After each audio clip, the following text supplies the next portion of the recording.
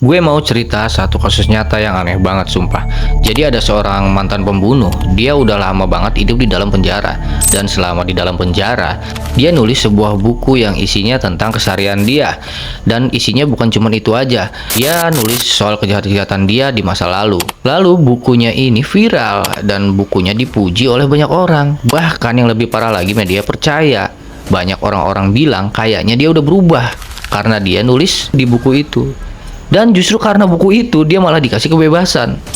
Ini nggak nyambung banget ya. Jadi gara-gara sebuah buku orang malah dibebasin dari penjara. Masalahnya setelah dia keluar dari penjara, kejadian yang harusnya udah berhenti dan udah kelar, malah diulang lagi sama orang ini. Ini dia kasusnya. Nama orang ini Jack Unterweger. Dia lahir di Austria dan dari kecil hidupnya udah berantakan. Bapaknya nggak pernah ada, ibunya kerja sebagai pekerja malam. Dan sejak kecil, Jack tumbuh tanpa arah yang jelas. Saat masuk remaja, dia mulai terlibat kriminal kecil, kayak nyolong, berantem, dan hidupnya berputar di jalanan. Sampai akhirnya di usia 24 tahun, Jack memulai kasus yang besar.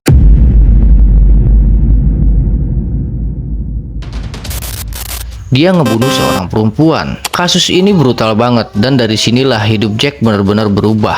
Dia ditangkap polisi, dia diadilin sama warga, dan dijatuhi hukuman penjara seumur hidup. Dan dari situ semua orang mikir, cerita si Jack ini selesai sampai di situ karena dia udah ditangkap polisi dan dipenjara seumur hidup. Tapi justru di penjara inilah semua kasus Jack dimulai.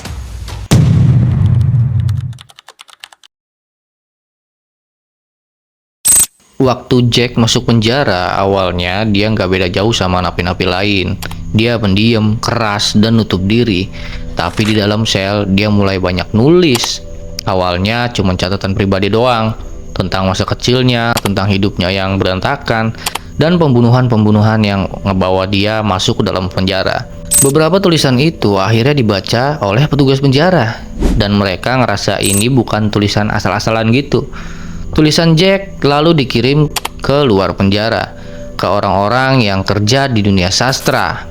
Dan disitulah semuanya mulai berubah. Penulis-penulis terkenal di daerah Austria mulai baca tulisannya. Mereka bilang Jack punya bakat yang lebih dari itu, lebih dari sekedar nulis.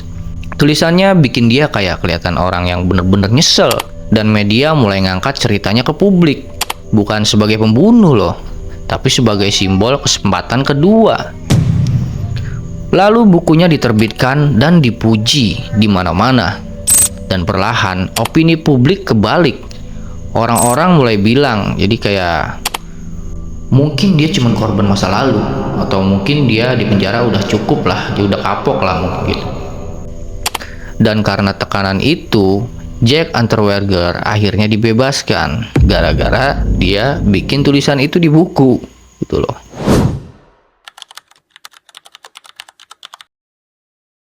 Begitu keluar dari penjara, hidup Jack langsung berubah total. Dari sel sempit ke dunia luar yang nyambut dia kayak bintang. Singkat cerita, dia diundang ke acara TV dan wawancara di mana-mana. Jack datang ke diskusi sastra, ke pesta, dan nongkrong bareng seniman-seniman. Orang nggak manggil Jack lagi seorang pembunuh, tapi sebagai seorang penulis. Simbol yang orang kira berhasil berubah. Dan ironisnya, Jack sekarang sering mulai ngobrol soal kejahatan gitu. Seolah-olah dia tuh seorang ahli. Bahkan polisi pun sempat kerja bareng dia. Jack dikasih akses buat ngeliput kasus pembunuhan, katanya buat bantu media memahami pola pelaku. Jadi Jack ini kayak seolah-olah ahli tahu di bidang itu loh, dan dia kerjasama bareng polisi. Dan di titik ini nggak ada yang curiga sama Jack, sampai suatu hari pola pembunuhan lama itu muncul lagi.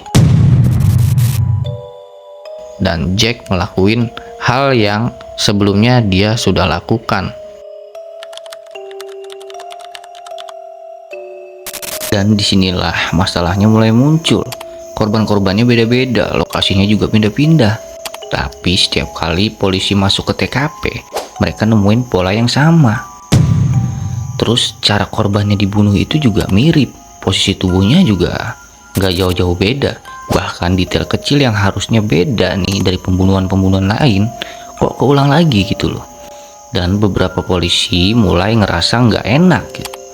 Karena ini bukan kebetulan, ini kayak satu orang yang ngelakuin hal yang diulang-ulang atau sama gitu. Dan masalahnya pola ini persis sama kayak kasus lamanya si Jack ini. Kasus yang pernah nutup hidup satu orang, Jack Unterweger. Dan di titik ini polisi mulai bingung, karena kalau dugaan mereka bener, berarti mereka selama ini salah percaya sama si Jack ini. Di titik ini polisi sebenarnya udah mulai curiga, tapi mereka nggak bisa langsung buka suara. Soalnya gini, kalau dugaan itu salah, yang kena bukan cuma satu penyidik, citra polisi juga bisa jatuh. Karena orang yang mereka curigai itu orang yang dulu justru mereka lepasin, yaitu Jack. Bayangin aja, mereka ngebebasin si Jack karena percaya udah berubah, terus sekarang tiba-tiba bilang ternyata dia pembunuh lagi. Itu bukan cuma malu, itu bukti kalau sistem mereka gagal gitu loh. Makanya kasus ini ditanganin pelan-pelan, nggak diumumin, nggak dibikin rame, ya sambil diam-diam gitulah. Polisi mulai nyocokin data, tanggal, lokasi, dan pergerakan si Jack. Dan semakin dicek, makin jelas satu hal, ini bukan salah curiga, ini pola lama yang balik lagi gitu. Jadi kayak misal kasus si Jack ini udah mulai ke buka lagi gitu loh, karena polisi udah mulai curiga sama orang ini. Dari situ polisi mulai main serius, gak cuma ngira-ngira doang, tapi ngumpulin bukti satu persatu. Mereka cocokin tanggal pembunuhan sama jadwal si Jack ini, kemana dia pergi, naik apa, nginep di mana, dan hasilnya bikin merinding. Di beberapa kasus, Jack gak cuma ada di kota yang sama, tapi waktunya juga pas banget. Bukan seminggu sebelumnya, bukan sebulan setelahnya, tapi pada saat itu. Terus polisi nemuin satu detail lain, detail kecil tapi susah dibantah, cara korban diikat. Jenis simpulnya itu sama persis kayak kasus selama si Jack ini gitu loh. Dan ini bukan teknik umum, bukan kebiasaan pembunuh lain, ini ciri orang yang sama, karena si Jack ini emang udah ditandain sama polisi ini. Di titik ini polisi udah nggak punya banyak pilihan lagi, mundur salah, maju juga resiko. Tapi satu hal udah jelas banget gitu loh, kalau mereka diem terus korban bisa-bisa nambah lagi gitu.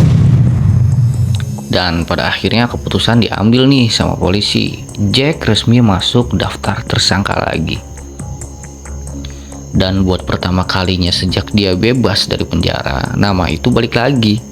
Jadi kayak waktu itu kan dia dianggap penulis bukan tersangka gitu loh, tapi sekarang Jack itu dianggap pembunuh bukan sebagai penulis.